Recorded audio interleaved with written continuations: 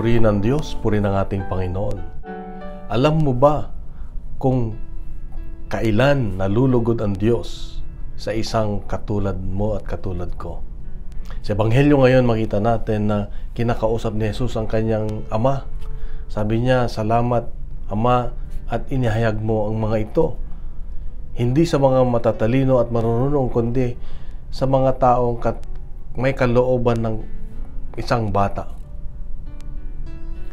Sa Ebanghelyo ngayon, makita natin na may hamon muli ang Diyos sa atin na maging katulad tayo ng isang bata.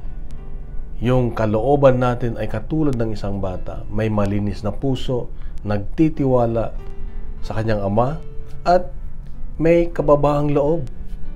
Ito ang hamon ng Diyos sa atin ngayon, na sa paglapit natin upang makilala natin ng lubusan ang Diyos at malaman ang kanyang kalooban, dapat meron tayong kalooban ng isang bata.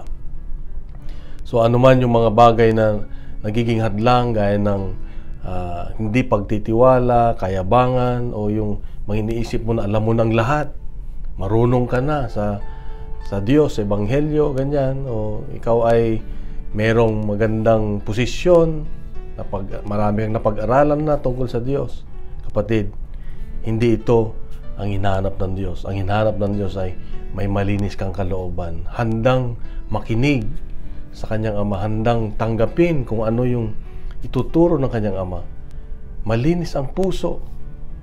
Ganun tayo hinahamon ng Diyos ngayon, kapatid, na aminin na tayo ay makasalanan, aminin na tayo ay walang alam, at umaasa lamang sa ating Diyos. Nang sa gayoy, ibubuhos niya sa atin ang kanyang presensya at ituturo niya sa atin kung ano ang makakabuti sa atin at ano yung kalooban niya sa atin. Kapatid, mahal ka ng Diyos, mahal ako ng Diyos, mahal tayo ng Diyos. Kaya nga, manalangin tayo.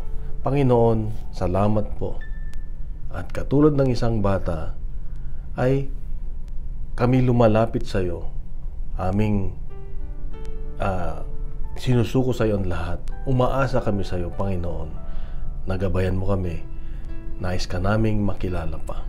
Lahat ng ito ang may aming kahilingan sa iyo sa pamamagitan ng iyong anak na si Jesus, kasama ang Banal Espiritu Santo, magpasawalang hanggan. Amen. Sa ngalan ng Ama at ng Anak, ng Espiritu Santo. Amen. Isang mapagpalang araw sa